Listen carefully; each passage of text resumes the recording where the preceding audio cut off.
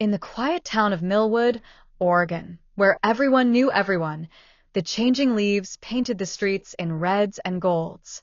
Autumn had just arrived. Families prepared for Halloween. High school football was in full swing, and at Millwood County Hospital, a nurse named Amelia Hart finished another long night shift. Amelia wasn't just any nurse. She was the one everyone asked for.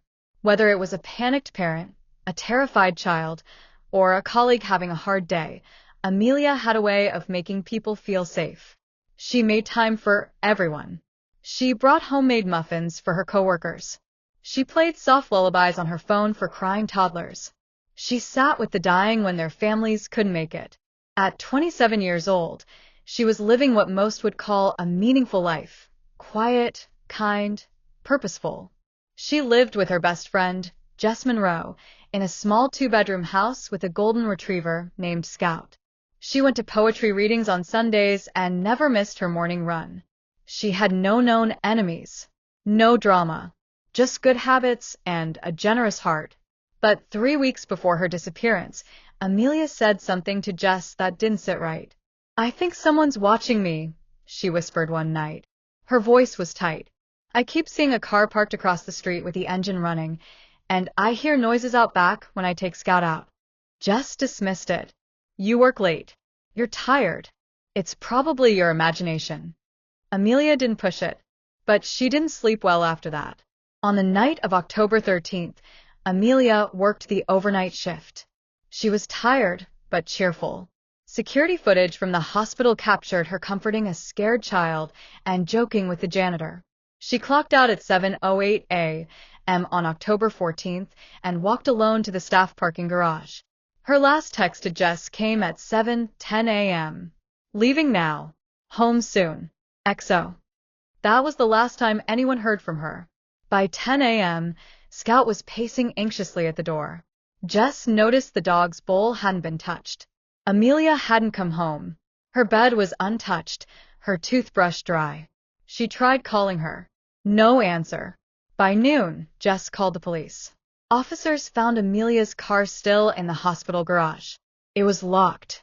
Inside were her cell phone, her purse, a coffee cup, and a small origami crane, a signature thing she made for anxious children. There were no signs of a struggle. No fingerprints besides hers.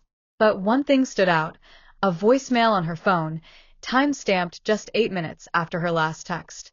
"You shouldn't have told them, Amelia," a man whispered. "You really shouldn't have." Police began pulling hospital records. Amelia had no stalkers. No known threats. But hidden deep in the HR logs was a recent report she had filed, anonymously, against a hospital paramedic named Derek Matson. He was 42, previously suspended twice for inappropriate comments. A paramedic with a short fuse and a long disciplinary file. Amelia had reported that he'd touched a female psychiatric patient inappropriately during an ambulance transport. She had overheard it and stepped in. Then, quietly, she filed the complaint. 3 days later, he was placed on administrative leave. What the police discovered next sent chills through the entire town. Derek had vanished. He hadn't been to work. His apartment had been abandoned. Security footage caught him withdrawing cash at an ATM the day Amelia disappeared. A trace on his debit card led police to a remote rental cabin deep in Coldwater Forest, about 70 miles north of Millwood. It took 2 days to locate the cabin. Inside, investigators found something horrifying. A collage of photos, printed and taped to the wall, every one of Amelia. Some of them were from social media. Others were clearly taken without her knowledge. Her walking Scout. Her reading in the hospital courtyard. One, taken through the window of her bedroom. On a small table was her favorite poetry book. Folded neatly on top was her ID badge. And next to it, a journal. The pages were filled with scribbles and haunting words. "She saw me when no one else did. She heals the broken. I'm broken. She belongs with me." But there was no sign of Amelia. Then, 4 days later, a hiker found a patch of disturbed earth about 12 miles from the cabin, near a trail rarely used. Amelia had been buried in a shallow grave, wrapped in her Navy hospital jacket. The autopsy confirmed what everyone feared. but also revealed something more devastating. Amelia hadn't died immediately. She had been alive for at least 36 hours after her disappearance. There were signs she had been restrained, but there were no physical injuries, no trauma, no defensive wounds, no signs of drug use. She died of exposure and dehydration. She had been left alone in the woods in the cold to die. Buried nearby under a rock, police found a note. A final message from Derek Matson. She could have learned to love me. If only she stayed. Matson was captured 2 days later at a Greyhound station trying to board a bus to Washington. He confessed during interrogation. He claimed he had never meant to hurt her, that she was supposed to understand. He said he loved her. In court, he showed no remorse. He sat silently through the trial, staring forward, refusing to look at Amelia's family.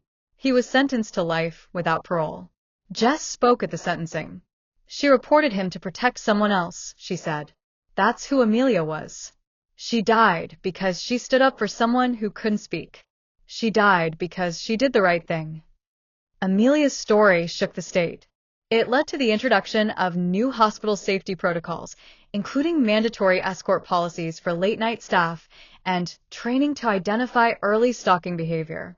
Her legacy lives on through the Amelia Hart Foundation, which provides resources for nurses on workplace safety and mental health boundaries. Her story is taught in hospitals across Oregon. Today, every nurse at Millwood County wears a pin with her initials, H. Every year, on October 14th, candles are lit outside the hospital.